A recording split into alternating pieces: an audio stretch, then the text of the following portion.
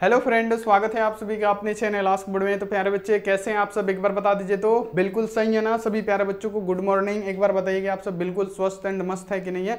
और आज का क्लास वैसे भी बहुत ज़्यादा खास होने वाला है क्योंकि आज हम बायोलॉजी स्टार्ट करने वाले हैं और आज यहाँ पे सुबह में 5 AM में आपका बायो का ही क्लास चलेगा। तो इसका 2-3 क्लास में बायो का चैप्टर 1 हम निपटाने वाले हैं। तो यहाँ पे सबसे पहले तो गुड मॉर्निंग। और आप लोग एक बार बताते चलिए कि सब चीज़ ठीक है, आवाज़ की क्वालिटी, वीडियो की क्वालिटी, सब चीज़ बेहतर है कि नहीं है, बेस्ट है कि नहीं है, सब चीज़ ठीक है कि नहीं है। एक बार आपके कमेंट का इंतजार रहेगा, एक बार आप लोग बता दीजिए। जल्दी जल्दी इतना काम कर दीजिए। उसके बाद से यहाँ आप देख लीजिए, चैनल पे पहली बार आए हैं क्योंकि टाइम हम आपका बिल्कुल वेस्ट नहीं करेंगे। चैनल पे अगर आप पहली बार आए हैं तो फटाफट से क्या कीजिए बाबू, चैनल को जल्दी जल्दी आप लोग सब्सक्राइब कर दीजिए क्योंकि क्लास आपको मिलता रहेगा। तो चैनल को क्या करना है, जल्दी से जल्दी आपको सब्सक्राइब करना है। जो घंटी का निशान आता है उसको दबा के आपको ऑल पे कर लेना है। इतना काम कर दीजिएगा। और एक उपेक्षा आपसे यही करते हैं कि प्यारे आप लाइक जरूर करेंगे हमारे वीडियो को, तो जल्दी से जल्दी आप लोग लाइक कर दीजिएगा। आपकी एक लाइक से हमको बहुत ज़्यादा मोटिवेट मिलता है। तो आपसे निवेदन है कि एक लाइक आपको बनता ही है, एक लाइक आप लोग जरूर कीजिएगा। अब देखिए यहाँ पे अगर आप व्हाट्सएप ग्रुप में ज्वाइन नहीं हुए हैं तो नंबर नोट कीजिए, मेरा नंबर लिखिए 91 35 74 20 24। आप इस पर मैसेज करके फटाफट से फ्री व्हाट्सएप ग्रुप ज्वाइन कर सकते हैं। ठीक है, इतना तो कर सकते हैं आप। अगर आप यहाँ आप देख लीजिए व्हाट्सएप ग्रुप ज्वाइन नहीं किए हुए हैं तो आप यहाँ पे ज्वाइन कर सकते हैं। तो यहाँ पे आपका इतना तो हो गया। तो चलिए बायो हम शुरू करने वाले हैं और बायो में पढ़ने वाले चैप्टर 1 है जीवों में जनन। जैसे आपको पता है कि यूनिट 1 में 4 चैप्टर आते हैं जिसमें से पहला चैप्टर है जीवों में जनन, उसके बाद से पुष्पी पादपों में जनन। तो यहाँ पे सबसे पहले हम लोग क्या करेंगे बाबू, सबसे पहले पढ़ेंगे कि जीवों में जनन, यानी चैप्टर 1 को हम यहाँ पे खल्लास करने वाले हैं। यानी इसका पार्ट 1 हम आपको बताने वाले हैं और पूरा एकदम डिटेल से पढ़ाएंगे ताकि आपको एग्जाम में कहीं से भी क्वेश्चन आए तो छूटे ना। ठीक है, तो इतना आप लोग ध्यान में रखिएगा। तो चलिए प्यारे बच्चों यहाँ पे शुरू करते हैं। पहला नंबर क्वेश्चन बोल रहे हैं यहाँ पे, जीवों में जनन की प्रक्रिया को, की जो जीवन अवधि होती है, क्या होता है, जीवों में जनन किस प्रकार से होता है, ये सारी चीज़ें हम यहाँ पे जानने वाले हैं। तो उससे पहले लाइक सब्सक्राइब कर लीजिएगा। उसके बाद से यहाँ पे ध्यान रखिए कि बहुत सारे बच्चों का एक डाउट रहता है कि सर जी क्लास का टाइमिंग क्या है। नोट कीजिए कि एक क्लास चलता है 5 AM में। ठीक है, ये स्पेशल इसमें थ्योरी की ही क्लास होगी। सुबह में सिर्फ थ्योरी का ही क्लास होगा, थ्योरी। ठीक है, तो यहाँ पे याद रखना है कि एक 5 AM में क्लास होता है, एक होगा 8 PM में क्लास। ये 2 क्लास अभी चल रहा है और 2 से 3 दिन में ये क्या हो जाएगा, 7 PM में क्लास ये होने लगेगा। ठीक है, तो यहाँ पे इतना आपको ध्यान में रखना है। ठीक है, इतना आप ध्यान में रखिएगा, मतलब दिमाग में रख के ही ये पढ़ाई कीजिएगा। ठीक है, तो इतना हो गया। तो चलिए बाबू यहाँ पे लास्ट चीज़ है कि अगर आप टॉपर बैच ज्वाइन नहीं किए हैं जिसमें ऑल सब्जेक्ट का PDF नोट्स आपको मिलने वाला है, बाबू जल्दी से जल्दी ज्वाइन कर लीजिए। मात्र 499 है रुपया इसका दाम। 499 में पूरे 1 साल के लिए क्या करने वाले हैं बाबू, हम आपको PDF नोट्स देने वाले हैं जिसमें ऑल सब्जेक्ट का चैप्टर वाइज ऑब्जेक्टिव सब्जेक्टिव पूरा आपको मिलने वाला है। ऑफिशियल मॉडल पेपर आएगा, वो सब भी मिलेगा। तो आप लोग 499 में सुनहरा मौका है, फटाफट से ज्वाइन कर लीजिए। अगर ज्वाइन होना है तो हम एक नंबर नोट कर देते हैं, लिख देते हैं।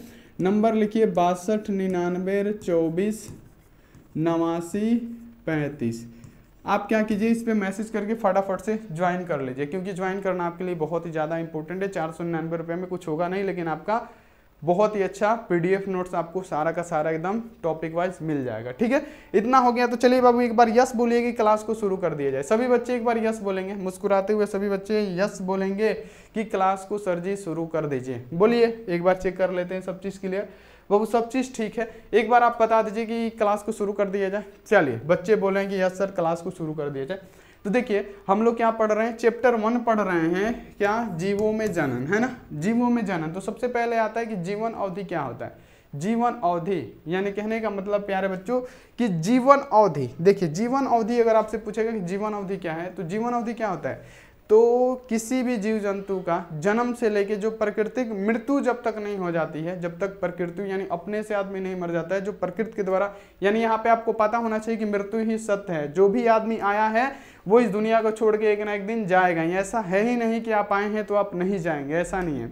यानी जीवन अवधि क्या होता है, तो आपको ध्यान रखना है कि जीवन अवधि वो होता है कि किसी भी जीव जंतु का क्या हो, जन्म हो और उसके प्रकृति मृत्यु तक के समय को हम लोग क्या कहते हैं, उसको कहते हैं जीवन अवधि। तो यहाँ पे आपको इतना ध्यान में रखना है। तो अगर आपसे पूछेगा जीवन अवधि क्या है तो आप बता देंगे ना कि जीवन अवधि क्या है, तो किसी भी जीव जंतु का क्या, जन्म से लेके प्राकृतिक मृत्यु तक के अवधि को हम लोग जीवन अवधि कहते हैं। ठीक है, इतना आप लोग ध्यान में रखिएगा।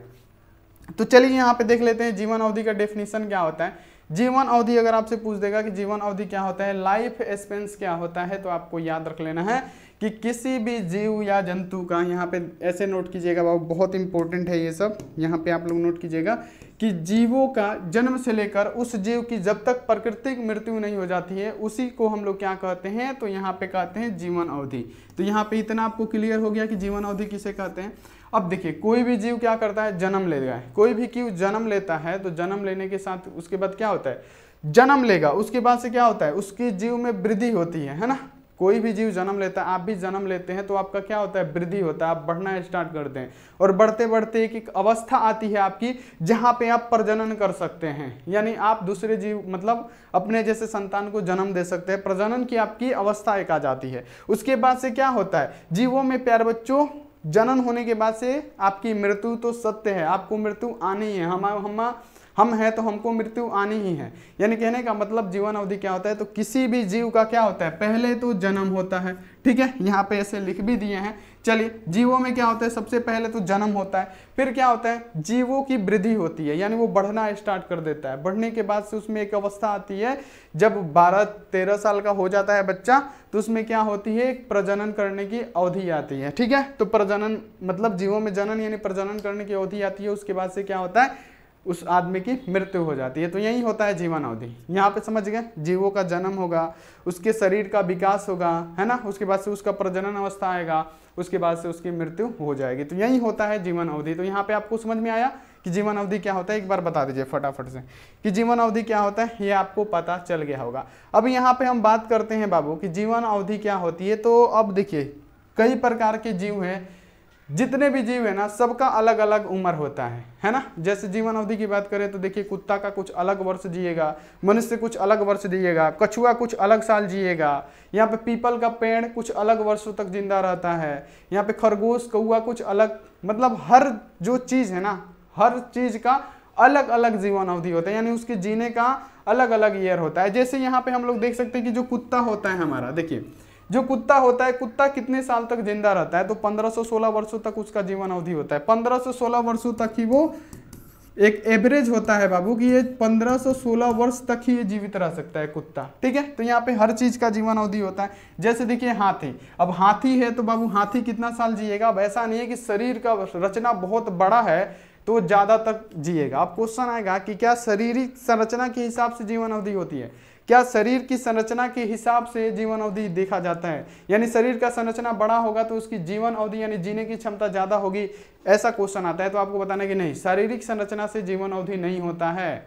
जीवन अवधि बनाया गया है कि कौन कितना सालों तक जी सकता है। जैसे हाथी है, हाथी कितना बड़ा होता है, क्या होता है बाबू, हाथी कितना बड़ा होता है और इसका जीवन काल कितना है, 75 वर्ष तक ये जिंदा रहता है। कितना, 75 से 80 वर्षों तक ये जिंदा रहता है। तो यहाँ पे आपको इतना ध्यान रखना है। जैसे तितली है बाबू, तितली का जीवन अवधि कितना होगा, तो मतलब बहुत सारे ऐसे जानवर हैं जिनका जीवन अवधि हो सकता है, मतलब जैसे आप लोग देख लीजिए तितली हो गया, तितली 1 से 2 हफ्ता जिएगा। देखिए कौवा का, यहाँ पे कौवा का कितना हो गया, 15 वर्ष से 16 वर्षों तक जिंदा रहता है। तोता, जो कि एग्जाम में पूछा जाता है कि तोते का, यहाँ पे आपसे एग्जाम में पूछ देगा कि तोते कितना वर्षों तक जिंदा रहेगा, तो बाबू 140 वर्षों तक ये जिंदा रहता है। तोते का जीवन काल 140 वर्ष। ये इंपॉर्टेंट क्वेश्चन है, मोस्ट इंपॉर्टेंट क्वेश्चन है जो कि ऑब्जेक्टिव में आपसे पूछा जाता है। अब क्वेश्चन ये बताए थे कि क्या शारीरिक संरचना से क्या शारीरिक संरचना के हिसाब से मतलब आपका मतलब जीवों का जीवन अवधि होता है, तो नहीं। जैसे देखिए जो कौवा हो गया, यहाँ पे क्या हो गया बाबू, यहाँ पे याद रखिएगा, एक कौवा हो गया और एक हो गया बाबू तोता। याद रखिएगा क्या होता है, कौवा थोड़ा सा बड़ा होता है, तोता से बड़ा होता है ना, और यहाँ पे क्या होता है, तोता क्या होता है, छोटा होता है। इतना ध्यान रखिएगा आप लोग। तो देखिए कौवा का जीवन अवधि कितना साल होता है, 15 से ये 16 वर्षों तक ही जिंदा रहेगा। कौन, तो कौवा। लेकिन तोते की बात किया जाए तो तोता कितना, 140 से 145 वर्षों तक ये क्या करता है, जिंदा रहता है। तो देखिए इसमें यह नहीं हो सकता है कि शारीरिक संरचना के हिसाब से आप जीवन अवधि बनाया गया है, नहीं। हर जीव जंतु का अलग अलग जीवन अवधि होता है। तो यहाँ पे आपको पूरा क्लियर हो गया होगा कि जीवन अवधि क्या होता है और जीवन अवधि किस जानवर का कितना होता है, ठीक है। इसमें एक ही इंपॉर्टेंट है कि तोते का जीवन काल कितने वर्षों तक होता है। यहाँ पे एक ही इंपॉर्टेंट है बाबू, यहाँ पे कि तोते का तोता का, तो आपसे पूछेगा कि तोते का जीवन का, तो आपको बताना कि जीवन अवधि इसका होता है 140 वर्ष। कितना बाबू? 140 वर्ष होता है। और आपसे पूछ देगा कि जीवन अवधि क्या है सब्जेक्टिव में, तो ये तो आपको क्लियर हो ही गया। अब यहाँ तक क्लियर हो गया तो आगे बढ़ते हैं बाबू, फटाफट देखते हैं कि जीवन अवधि से कुछ महत्वपूर्ण यहाँ पे बिंदु, यानी जीवन अवधि से संबंधित यहाँ पे कुछ आपको पॉइंट बताएंगे कि जीवन अवधि क्या है और ये किस लिए जरूरी है। ठीक है, तो यहाँ पे आप लोग ध्यान से समझिएगा। किसी भी जीव की जीवन अवधि चाहे कितनी भी हो, परंतु प्रत्येक जीव का मृत्यु निश्चित होता है। बाबू ये तो 100% है। ये हम आपको शुरू में भी बताएं कि जीव कोई भी हो, कितना भी बड़ा हो, ऐसा नहीं कि जीव बहुत बड़ा है तो इसका जीवन पूरा जिंदगी भर चलेगा, यानी कहने का मतलब है कि अनंत रहेगा, वो मरेगा नहीं, नहीं ऐसा नहीं होता है। तो यहाँ पे आपको याद रखना है कि जीव कितना भी बड़ा हो, कैसा भी हो, बाबू जिंदगी है तो उसकी मृत्यु भी निश्चित है। यानी यहाँ पे ध्यान रखिएगा कि किसी भी जीव की जीवन अवधि चाहे कितनी भी हो, परंतु प्रत्येक जीवों का मृत्यु निश्चित है। तो इतना आप लोग याद रखिएगा। कुछ महत्वपूर्ण आपको बिंदु बता रहे हैं जो कि समझना आपके लिए जरूरी है। कुछ ऐसे भी जीव है जिनकी प्राकृतिक मृत्यु नहीं होती। अब बोलेगा आय बाप, सबका मृत्यु हो जाता है, बल्कि किसी ऐसे भी जीव होते हैं, कोई ऐसे भी जीव होते हैं जिनकी प्राकृतिक मृत्यु होती ही नहीं है। तो क्यों नहीं होती है ये आपको आगे चल के बताएंगे। जैसे अमीबा हो गया, पैरामीशियम हो गया, ईस्ट हो गया, मुकुलन हो गया, ये सब जितने भी होते हैं ना, इनकी प्राकृतिक मृत्यु नहीं होती है, क्योंकि ये सिंगल सेल के बने होते हैं, ये विभाजन हो जाते हैं। यह भी आपको नहीं समझ में आ रहा होगा कि विभाजन, ये सर जी क्या बता रहे हैं कि अमीबा है तो अमीबा का मृत्यु नहीं होगा, सिंगल सेल का बना होता है, एकल कोशिका का है तो ये मरेगा नहीं, विभाजन होगा, कैसे क्या होगा। तो प्यारे बच्चों बस ये क्लास देखते रहिए, आपको 100% समझ में आ जाएगा। आप आस्क बोर्ड के पास आए हैं, 100% आपका क्लियर होके ही यहाँ से जाएगा। ठीक है, तो यहाँ पे आप लोग याद रखिएगा। जैसे लिखा है कि कुछ ऐसे भी जीव होते हैं जिसकी प्राकृतिक मृत्यु नहीं होती है। क्यों नहीं होती है? अब यहाँ पे पढ़िए। जैसे एक कोशिकीय जीव अमीबा, हम आपको क्या बताया, सिंगल सेल, सिंगल का मतलब एक होता है। एक कोशिकीय जीव जैसे अमीबा हो गया, पैरामीशियम हो गया, बाबू ये सब क्या होते हैं, अमर प्राणी भी कहते हैं। अब यहाँ पे आपसे एक क्वेश्चन पूछा जाए ऑब्जेक्टिव में, यहाँ पे हम आपसे पूछ दे बाबू, यहाँ पे ध्यान रखिएगा कि जनन कोशिकाएं क्या होती हैं। जनन कोशिकाएं क्या होती हैं? तो बाबू आपको याद रखने की, जो जनन कोशिकाएं होती है ना, वो क्या होती है, तो अमर कोशिकाएं होती है। और आपके क्वेश्चन में पूछ देगा बाबू कि जनन कोशिकाएं क्या होगी, जनन कोशिकाएं क्या होगी, तो बाबू जनन कोशिकाएं अमर कोशिकाएं होती है। तो यहाँ पे आपको याद रखने की, वो मरती ही नहीं है। तो यहाँ पे अमीबा में यही होता है, वो विभाजित हो जाता है। अभी आपको नहीं समझ में आएगा, कुछ देर बाद हम आपको पढ़ाएंगे ना, तो आपको समझ में आ जाएगा कि आखिर सिंगल जो सेल होता है, एक कोशिकीय जो जीव होते हैं, उनकी मृत्यु क्यों नहीं होती है। ये सारी चीजें आपको क्लियर होगी, बस आप क्लास को देखते चलिए। तो कुछ पॉइंट है कि जीवों में, यानी जीवन अवधि से संबंधित कुछ महत्वपूर्ण बिंदु ये है कि कोई भी जीव का जन्म हुआ है तो इसकी प्राकृतिक मृत्यु निश्चित है, ये आपको याद रखना है। और कुछ ऐसे भी एक कोशिकीय जीव होते हैं जिनकी मृत्यु नहीं होती है, जो अमर होते हैं, नहीं मरते हैं। जैसे अमीबा हो गया, पैरामीशियम हो गया, ये क्या होते हैं, ये अमर प्राणी भी होते हैं, क्योंकि एक कोशिकीय जीव की वृद्धि के साथ साथ ये क्या करते हैं बाबू, विभाजित हो जाते हैं। हम आपको बोले ना कि ये विभाजित होकर ये नए जीवों का निर्माण कर देते हैं। ठीक है, तो यहाँ पे आपको इसको याद रखना है। इतना क्लियर हुआ, एक बार बता दीजिए फटाफट से, जल्दी जल्दी बता दीजिए यहाँ पे कि सर जी क्लियर हो गया, क्लियर हो गया, जल्दी जल्दी बता दीजिए। ये दिख रहा है जनन क्या है, थोड़ा सा रंगीन इसमें का क्या हुआ है ना, थोड़ा सा रंगीन करना भूल गए हैं। ठीक है, अब यहाँ पे पूछेगा कि जनन क्या है। क्वेश्चन बहुत इंपॉर्टेंट है कि जनन आखिर क्या होता है, जनन क्या होता है। बाबू यहाँ पे अगर आपसे पूछ देगा कि जनन क्या होता है, यहाँ पे देखिए, यहाँ पे सही लिखा है, चलिए यहाँ पे लिख दिए हैं कि जनन क्या होता है। देखिए बाबू यहाँ पे आप लोग ध्यान रखिए, क्वेश्चन पूछेगा कि जनन क्या होता है। जनन, तो देखिए जनन क्या होता है, कोई भी प्राणी हो, कोई भी जीव जंतु हो, अपनी तरह समान संतान को उत्पन्न करने के लिए जनन की उसकी आवश्यकता पड़ती है। अपना बचाने के लिए, क्या बचाने के लिए, अपना प्यार बच्चों यहाँ आप देखिए, निरंतरता बनाने के लिए किसी भी जीव जंतु को जनन की आवश्यकता पड़ती है, उसी को जनन कहते हैं। यानी अपनी ही तरह समान संतति को उत्पन्न करना, किसी भी जीव, कोई भी जीव हो, अपनी तरह समान संतति को उत्पन्न करता है, उसे ही हम लोग जनन कहते हैं, याद रखिएगा। और जनन से क्या होता है, जाति की निरंतरताएं जो होती है ना, वो बनी रहती है। जैसे आदमी है, तो आदमी जनन करेगा तो मनुष्य की निरंतरताएं बनी रहेगी। अगर आदमी मनुष्य जनन करना बंद कर दे तो क्या होगा, मनुष्य का वजूद मिट जाएगा इस जिंदगी से, इस धरती से। अगर सारे इंसान यहाँ पे जनन करना बंद कर दें, यानी जनन जैसे ही बंद करेंगे इंसान का वजूद मिटने लगेगा, आस्ते आस्ते सब कोई मरता चला जाएगा। और जनन जब नहीं करेंगे तो फिर आदमी कैसे आएगा। तो यहाँ पे वही होता है, जैसे कुत्ता हो गया, कुत्ता भी अपना क्या करता है बाबू, जनन करता है, और जनन से ही प्यारे बच्चों अपनी निरंतरता को बनाए रखता है। अपने प्यारे बच्चों जितने भी हैं अपनी जो जाति होती है उनको बनाए रखता है, इसी को हम लोग जनन कहते हैं। तो जनन बहुत ही ज़्यादा इंपॉर्टेंट है। तो देखिए इसका डेफिनेशन कैसे लिखेंगे आप, कि जीवों में अपने ही समान संतति अथवा संतान उत्पन्न करने की क्रिया को ही हम लोग जनन कहते हैं, जो कि हम आपको बिल्कुल अच्छी तरीके से समझाएं कि जनन क्या है। तो जीवों में अपने ही समान संतान को उत्पन्न करना और अपनी संतति को बनाए रखने के ही हम लोग क्या कहते हैं, जनन कहते हैं। तो इतना लिख दीजिएगा कि जनन क्या है। तो जनन में आपको यही लिखना है कि अपनी ही, देखिए यहाँ पे कैसे लिखिएगा कि जीवों में अपनी ही समान संतति अथवा संतान को उत्पन्न करना ही जनन कहलाता है। जनन से क्या होती है, जाति की निरंतरता बनी रहती है। जनन से क्या होता है, वो जो आपकी जाति है वो विलुप्त नहीं होती। अगर जनन करना बंद कर दीजिएगा, मनुष्य जाति जनन करना बंद कर दे, मनुष्य का वजूद मिट जाएगा, है ना। यानी कहने का मतलब उसकी जाति मिट जाएगी। कुत्ता बंद कर दे, कुत्ता का जाति मिट जाएगा। सियार बंद कर दे, सियार का मिट जाएगा। तो इसलिए जनन जरूरी है जाति की निरंतरता बनाए रखने के लिए। तो यहाँ पे आप लोग इसको याद कर लीजिएगा। तो यहाँ पे आप लोगों को उम्मीद है कि ये समझ में आ गया होगा। अब देखिए जनन का महत्व क्या है, ये सारे इंपॉर्टेंट पॉइंट्स होते हैं जो एग्जाम में पूछे जाते हैं कि जाति का जनन का महत्व क्या है। तो अब जनन का महत्व तो आप भी लिख सकते हैं कि जनन का महत्व क्या है। जनन से क्या होता है, जाति की निरंतरताएं बनी रहती है। जनन से आपको ये भी लिख सकते हैं कि जनन से जाति विलुप्त नहीं हो सकती है, जाति को विलुप्त होने से हम बचा सकते हैं जनन से, ठीक है। तो यही सब इसका क्या है बाबू, महत्वपूर्ण बिंदु है। तो यहाँ पे आप क्या लिखेंगे कि जाति से मतलब जनन से क्या होता है, जाति की निरंतरताएं बनी रहती है। जनन से क्या होता है कि एक जंतु मतलब अपनी प्रजाति को वो क्या कर सकता है, एकदम यहाँ पे विलुप्त होने से बचा सकता है। यही सब होती है। तो जनन की यही सब क्या होती है, महत्वपूर्ण यानी बिंदु होता है, यानी जनन का महत्व यही होता है। जैसे यहाँ पे देख लीजिए कि जनन का महत्व क्या है, इंपोर्टेंट ऑफ, यहाँ पे देखिए रिप्रोडक्शन, यानी जनन का महत्व क्या है, तो जनन से आपका संतान बनता चला जाएगा, जाति आपकी बनती रहेगी, है ना। तो यहाँ पे पहला पॉइंट लिखिएगा कि जनन से जाति की निरंतरता बनी रहती है ताकि वह विलुप्त ना हो सके। जबकि हम सुबह शुरू से ही जब से क्लास किए स्टार्ट किए तब से यही बता रहे हैं कि जनन से क्या होता है, जनन से आपकी जाति की निरंतरताएं बनी रहती है ताकि आप विलुप्त ना हो जाए, ठीक है, वो जाति विलुप्त ना हो सके।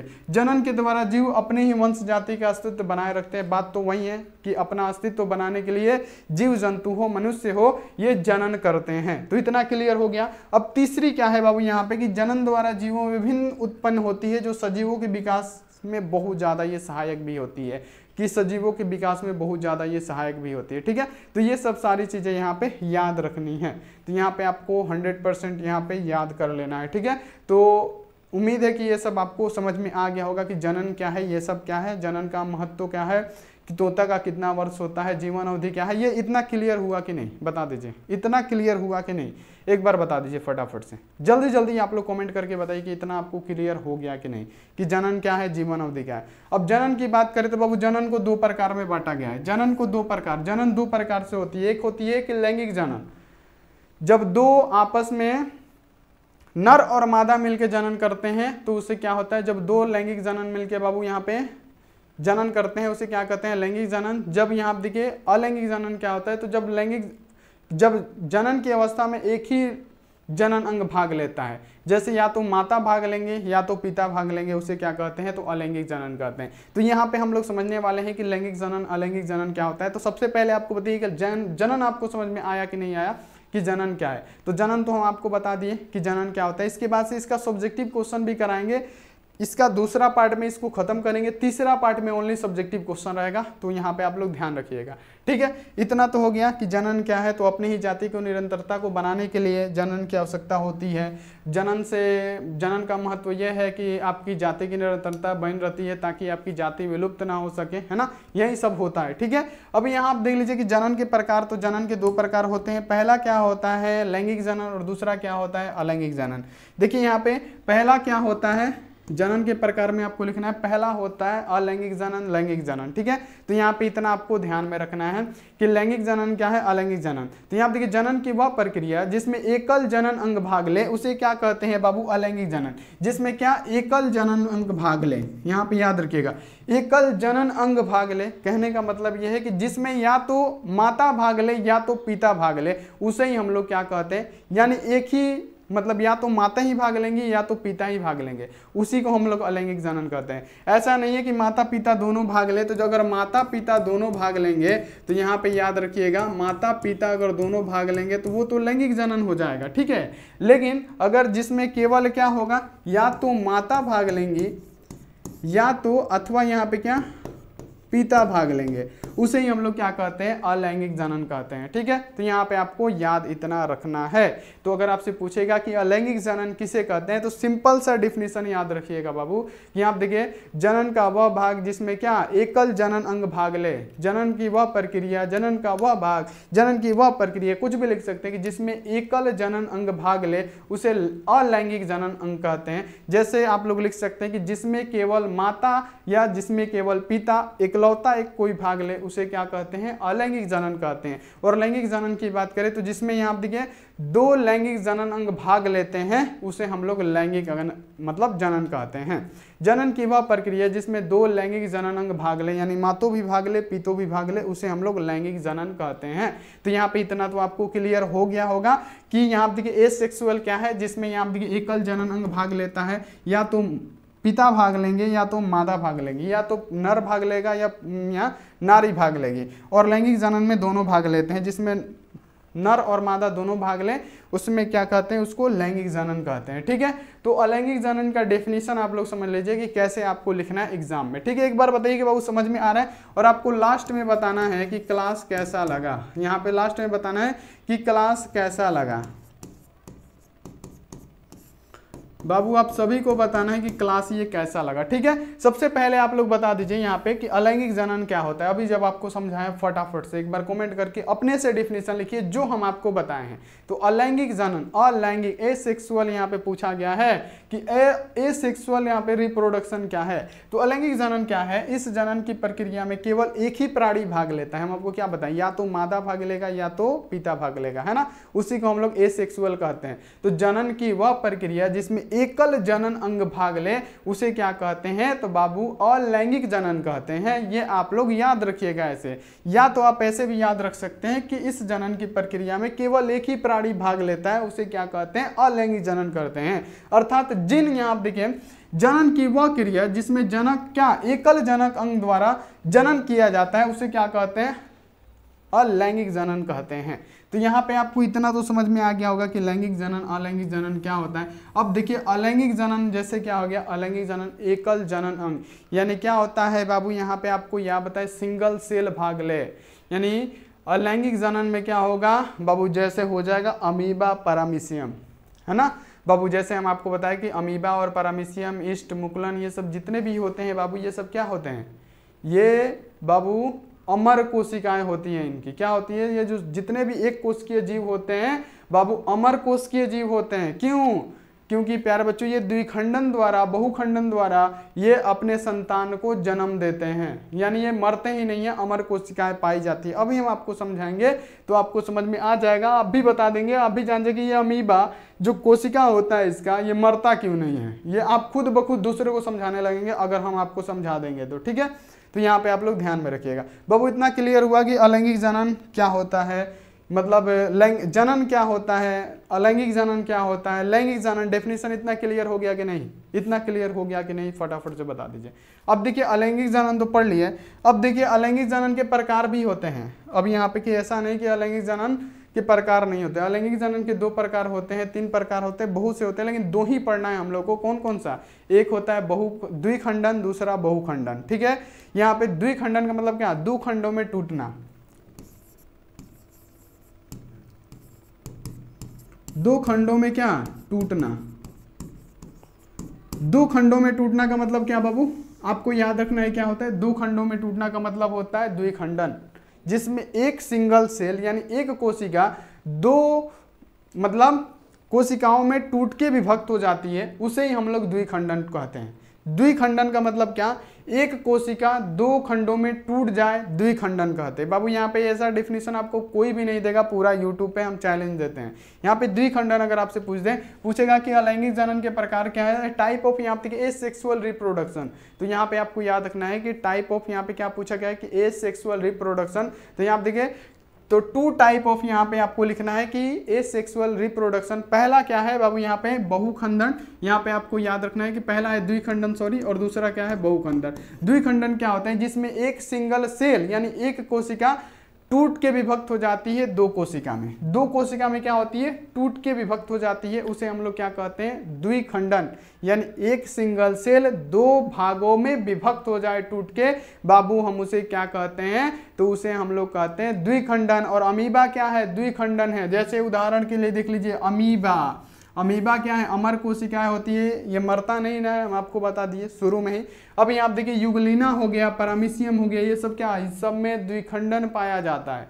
द्विखंडन, अब पूछेगा ऑब्जेक्टिव में कि द्विखंडन किसमें पाया जाता है, ऑब्जेक्टिव पूछ देगा कि द्विखंडन किसमें पाया जाएगा, तो उसमें एक ऑप्शन रहेगा या तो अमीबा, यूग्लिना, पैरामीशियम। तो आप क्या बताएंगे कि किसमें द्विखंडन पाया जाता है, बताइए। अब ये रटने का चीज तो नहीं है। यहाँ पे अगर आपसे पूछेगा कि द्विखंडन किसमें पाया जाता है, तो ऑप्शन में रहेगा अमीबा। सर जी बताएं कि अमीबा में द्विखंडन पाया जाता है, पैरामीशियम में द्विखंडन पाया जाता है, यूग्लिना में भी द्विखंडन की क्रिया होती है, जिसमें एक सिंगल सेल टूट के दो सेल में विभक्त हो जाता है, उसे क्या कहते हैं, तो यहाँ पे द्विखंडन कहते हैं। बाबू क्लियर हुआ कि नहीं। और यहाँ पे बहुखंडन क्या होता है, तो बहुखंडन क्या होता है, तो बहुखंडन में क्या होता है, एक सिंगल सेल जो होता है ना, जो एक कोशिका होता है वो बहुत सारे कोशिकाओं में टूट के विभक्त हो जाता है। बहुखंडन का मतलब क्या, बहुत ज्यादा। यहाँ पे क्या,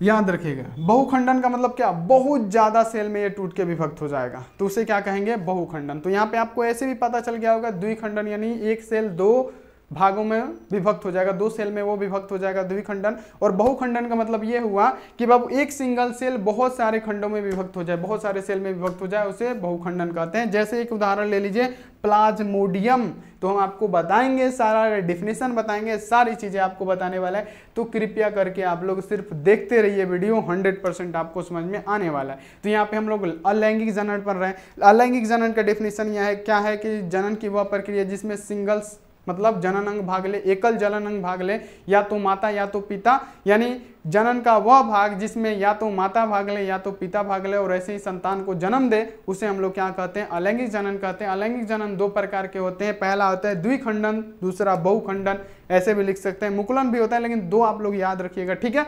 तो दो जब होता है बहुखंडन, तो द्विखंडन में क्या होता है, जब सिंगल सेल दो सेलों में विभक्त हो जाए द्विखंडन, और जब सिंगल सेल बहुत सारे खंडों में विभक्त हो जाए बहुखंडन कहते हैं। इतना क्लियर हुआ कि नहीं हुआ, चलिए एक बार बोलिए यस, क्लियर हुआ, समझ में आ रहा है ना। इससे आसान आपको कोई नहीं बताएगा,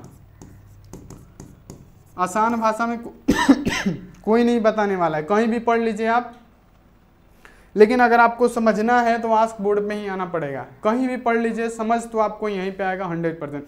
और कमेंट बॉक्स में पूरा लिख देना है कि बायो का क्लास आपको समझ में आ रहा है कि नहीं।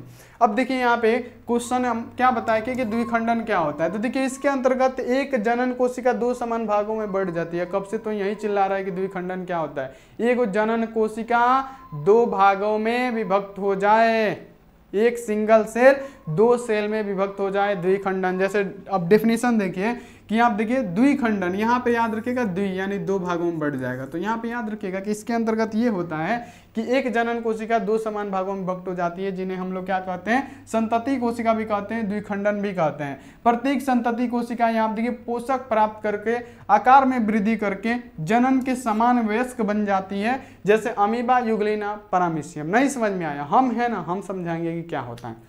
यहाँ पे द्विखंडन आपको समझ में आ गया कि द्विखंडन आखिर होता क्या है। देखिए द्विखंडन अब समझ में आएगा, ये क्या है, अमीबा। अमीबा का कोई स्ट्रक्चर होता है तो नहीं, अमीबा का कोई रचना नहीं होता है। अमीबा की कोई संरचना होती है, आप बोलिएगा नहीं, कैसे भी हो सकता है बाबू, ये कैसे भी हो सकता है, कैसे भी हो सकता है अमीबा, ठीक है। ये क्या होता है, एक सेल होता है, जिसको हम लोग क्या बोलते हैं बाबू, यहाँ पे कोशिका बोलते हैं, यही कोशिका होता है। जब ये कोशिका होता है तो ये आपको याद रखना है, सबसे पहले हम लोग द्विखंडन पढ़ रहे हैं ना बाबू, द्विखंडन पढ़ रहे हैं, यहाँ पे आप लोग ध्यान रखिएगा। द्विखंडन में क्या होता है, एक सिंगल सेल दो सेल में यानी एक जनन कोशिका दो जनन कोशिकाओं में विभक्त हो जाता है, जिसे हम लोग द्विखंडन कहते हैं। जैसे में अमीबा पैरामीशियम हम आपको बताए थे। तो देखिए एक एग्जांपल दे रहे हैं आपको, ये क्या है, अमीबा है। अमीबा है, ये क्या है बाबू, आपको याद रखना है कि ये है अमीबा, ठीक है, ध्यान रखिएगा ये क्या है बाबू, ये अमीबा है। तो देखिए अमीबा में क्या होता है, सिंगल सेल होता है, जनन कोशिका एक ही जनन कोशिका होते हैं। लेकिन आपको याद रखना है कि जो अमीबा होता है ना, अमीबा का स्ट्रक्चर कैसे भी हो सकता है, यहाँ पे आप इसको ध्यान में रख सकते हैं, ठीक है। अमीबा का स्ट्रक्चर कैसे भी हो सकता है। तो अमीबा में एक खास बात ये होती है, यहाँ पे आप लोग ध्यान रखिएगा कि अमीबा में खास बात ये होती है कि ये जो सेल है ना, ये क्या है, जनन कोशिका है ना। यहाँ पे आप लोग सभी बच्चे एक बार हम बोलेंगे कि ध्यान से समझिए कि ये जो जनन कोशिका होती है ना, ये जनन, ये कोशिका, ये मान लीजिए कि जनन सिंगल, इसमें एक ही कोशिका होती है। अमीबा में क्या होगा, एक ही कोशिका होती है, इसलिए ये अमर कोशिकाएं होती है। ये मरती क्यों नहीं है, अभी आपको पता चलेगा। शुरू में बताए थे कि ये मरती क्यों नहीं है, अभी आपको पता चलेगा कि ये मरता क्यों नहीं है। देखिए यहाँ पे हम आपको शुरू में क्या समझाए थे बाबू, समझ लीजिएगा ना, तो 100% आपको समझ में आ जाएगा और एग्जाम में बाबू बहुत ज़्यादा मज़ा भी आएगा। देखिए कुछ ऐसे भी जीव होते हैं जिनकी प्राकृतिक मृत्यु नहीं होती है, जैसे एक कोशिकीय जीव, और अमीबा में एक ही कोशिकीय। अमीबा ये क्या है, ये बाबू क्या है, हमारा अमीबा का स्ट्रक्चर है, इसमें क्या है, एक ही कोशिकीय जीव है ना। जैसे देखिए एक कोशिकीय जीव, अमीबा, जीवाणु, इन जीवों में अमर प्राणी भी कहा जाता है, क्योंकि एक कोशिकीय जीव में वृद्धि के साथ साथ ये विभक्त हो जाते हैं, ठीक है। इतना समझ में आया। तो यहाँ पे अब हम यहाँ पे बताने वाले हैं कि अमीबा मतलब में द्विखंडन किस प्रकार होता है, और अमीबा अमर कोशिका कैसे होती है, और अमीबा में मरती क्यों नहीं है कोशिकाएं हैं, अमर कोशिका इसको क्यों कहा जाता है। और अमीबा में ये अमीबा क्या है, अलैंगिक जनन है, जिसमें एकल जनन अंग भाग लेगा, या तो पुरुष भाग लेगा या स्त्री भाग लेगा। तो यहाँ पे याद रखना है ये क्या है, अमीबा, याद रखिएगा क्या है बाबू, अमीबा, ये क्या है, अमीबा है, ठीक है, अमीबा है। अब ये जब अमीबा है तो इसमें क्या है, आपको याद रखना है कि ये सिंगल सेल है, ये जनन कोशिका, एक कोशिकीय जनन, ये जनन कोशिका है ना, ये कोशिका है। अब जब ये कोशिका है तो ये क्या करता है, इसमें एक खास बात होती है कि अपनी तरह को एक और कोशिका का ये निर्माण कर सकता है। यहाँ पे याद रखिएगा सभी बच्चे कि ये जो है ना अमीबा, ये क्या कर सकता है कि अपनी तरह एक अलग कोशिका का निर्माण कर सकता है। यहाँ पे याद रखिएगा, यहाँ पे मान लीजिए ये अमीबा है, ये अमीबा का स्ट्रक्चर ये कैसे भी हो सकता है बाबू, ये अमीबा है तो ये क्या करेगा ना, ये अपनी तरह एक और जनन कोशिका का ये निर्माण कर सकता है। जैसे यहाँ पे भी एक कोशिका है और यहाँ पे भी एक कोशिका ये बना सकता है, ठीक है। इतना आपको ध्यान रखना है कि अमीबा अपनी तरह एक और कोशिका का निर्माण कर सकता है। तो यहाँ देखिए जब ये अमीबा है, जनन कोशिका है, इसमें सिंगल सेल, ये क्या करेगा, अपनी तरह का, और यहाँ पे क्या विभाजित केंद्रित कर देता है, यानी अपनी तरह एक और विभाजित कर देगा, इसी को तोड़ देगा। ये क्या करेगा, इसी को तोड़ के दो को कर देगा, ठीक है। यहाँ पे आपको याद रखना है, ये क्या करेगा, विभाजित कर देगा इस सेल को, जनन कोशिका को विभाजित कर देगा दूगों में, ठीक है। जब ये दूगों में करेगा तो यहाँ पे याद रखेगा कि ये क्या करेगा, ये बदलता है, ये टूटता चला जाता है, ये क्या करेगा, अब तोड़ना स्टार्ट करेगा। इसमें जनन यानी अमीबा में जनन किस प्रकार होता है, द्विखंडन द्वारा। कैसे जनन हो रहा है इसमें, नहीं जनन की प्रक्रिया कैसे हो रहा है, ये सिंगल सेल है, ये दो भागों में विभक्त कर दे रहा है अपने आप को, ठीक है, अपने आप को दो भागों में विभक्त कर दे रहा है, और विभक्त करके ये टूटता चला जाएगा, और ये क्या करेगा, आखिर में करके क्या करेगा, ये तोड़ देगा एक दूसरे को, ठीक है। यानी एक सेल चला जाएगा इसमें और एक सेल चला जाएगा इसमें, और इन दोनों के बीच कोई कनेक्शन नहीं होगा। यानी अब ये अपना लाइफ, यानी यहाँ पे क्या है, संतति का निर्माण कर दिया, यानी अपना संतान उत्पन्न कर दिया। ये संतान अलग हो गया, ये संतान अलग हो गया, और पैदा कहाँ से हुए, ये यहीं से ना पैदा हुए, यानी एकल जनन अंग से ये पैदा हुए, ठीक है। यहाँ से क्या किया, ये विभक्त कर दिया अपने आप को दो में। तो ये मारा कैसे, मारा नहीं ना, ये मारा नहीं ना, ये क्या कर दिया, अपने विभक्त कर दिया, यानी दो भागों में खुद को विभक्त कर दिया, दो भागों में खुद को विभक्त कर दिया, ये अपने आप को दो भागों में विभक्त कर दिया, मारा नहीं है, दो भागों में ये अपने आप को विभक्त कर दे रहा है। उसके बाद से ये क्या करेगा, अपने शरीर को हल्का हल्का तोड़ते तोड़ते दो भागों में अपने शरीर को कर देगा। है तो यही ना, है तो यही ना, ये दो भागों में विभक्त होकर अपने आप को अलग कर देगा, यानी संतति का निर्माण कर देगा। अब ये इसका संतति हो गया, ये इसका, यानी इसके संतान, यानी दो बन गया, एक लौता जीव दो बन गया। अब ये भी क्या करेगा, इसको भी जनन करना होगा तो ये भी क्या करेगा, अब ये तो दोनों अलग अलग होगा, इसको भी जनन करना होगा तो ये क्या करेगा, अपना सिंगल सेल क्या करेगा, दो भागों में विभक्त करेगा और फिर ये तोड़ देगा, सिंगल सेल इधर सिंगल सेल इधर। तो इसी प्रकार अमीबा में जनन की प्रक्रिया होती है। बाबू समझ में आया कि नहीं, इसलिए अमर कोशिकाएं होती है, मर थोड़ी रहा है, अपने आप को दो भागों में विभक्त कर देता है, फिर ये क्या करेगा, ये भी 2 भागों में विभक्त कर देगा, ये भी 2 भागों में विभक्त कर देगा। ठीक है, इतना याद रखिएगा।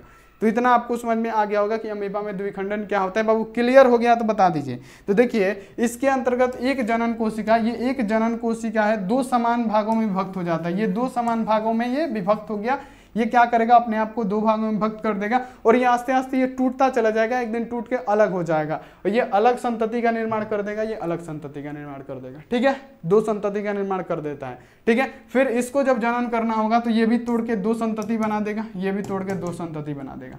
ठीक है, याद रहेगा, इतना आपको समझ में आ गया होगा। अब इससे बाबू अच्छे से कोई समझाएगा नहीं, इतना तो हम आपको गारंटी दिलाते हैं। जैसे पैरामीशियम है, अमीबा भी पैरामीशियम में भी द्विखंडन होता है ना, पैरामीशियम में, तो पैरामीशियम में भी यही होगा। ये एक जनन कोशिका है, अब ये क्या करेगा, जब ये जनन कोशिका है तो ये 2 भागों में विभक्त कर देगा। जब ये जनन कोशिका है तो ये 2 भागों में क्या करेगा, विभक्त कर देगा। 2 भागों में देखिए यहाँ पे विभक्त करेगा और विभक्त करके क्या, ये तोड़ देगा खुद को। ये क्या करेगा, बीच से ऐसे तोड़ देगा, ये अलग संतति का निर्माण कर दिया, ये अलग संतति का। यानी यहाँ पे पैरामीशियम क्या कर रहा है कि ये 2 भागों में विभक्त करके ये दोनों को अलग कर देगा और ऐसे ही जन्म देगा। तो ये मर थोड़ी रहा है, यही ना अपने आप को 2 भागों में विभक्त कर दे रहा है। तो ये इसी प्रकार ये जनन कोशिकाएं होती है। तो यहाँ पे याद रखना है कि सिंगल कोशिकाएं जनन कोशिकाएं होती है। एक कोशिका, यहाँ पे एक जनन कोशिकाएं क्या होती है, आपको पता है कि मरती नहीं है। ठीक है, अमर कोशिकाएं होती है। अब देखिए यहाँ पे बहुखंडन क्या है। चलिए कितना टाइम हो गया बाबू, 36 मिनट का क्लास हो गया, लेकिन 100% समझ में आ गया होगा। अब इससे बेस्ट आपको कोई नहीं पढ़ाने वाला है बायो। ठीक है, अब यहाँ आप देखिए बहुखंडन क्या होता है। बहुखंडन यानी बहुत सारे खंडों में टूट जाना, उसी को क्या कहते हैं, बहुखंडन।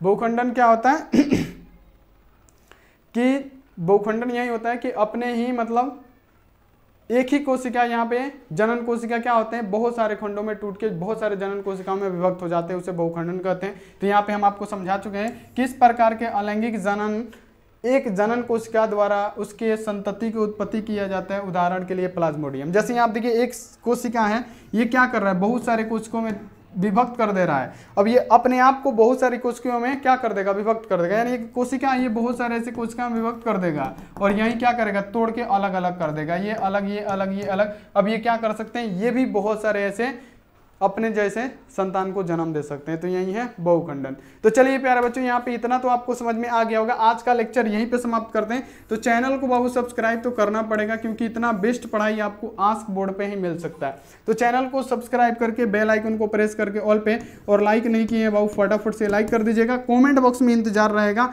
कि आपका कि समझ में आया कि नहीं आया, यही समझ आया या नहीं आया, ये वेट करेंगे हम आपका। ठीक है, तो इतना कर दीजिएगा। आप लोग बता दीजिएगा कि क्लास आपको कैसा लगा। अगर आप लोग पैड ग्रुप ज्वाइन नहीं किए हैं तो फटाफट से ये पैड ग्रुप फटाफट से बाबू ज्वाइन कीजिए। मात्र 499 में आपको मिलने वाला है। जितने भी सारे स्टूडेंट है फटाफट से 499 में एक कोर्स ले लीजिए। कोर्स लेने के लिए नंबर नोट कीजिए 6299 24 89 35। ठीक है, आप इस पे मैसेज करके फटाफट से कोर्स ले लीजिए। अब क्लास कब होगा, 8 बजे आज रात में क्लास होगा। तो मिलते हैं ऐसी अगली क्लास में, तब तक आप अपना ध्यान रखिए, मन लगा के पढ़ाई कीजिए। Take care and bye.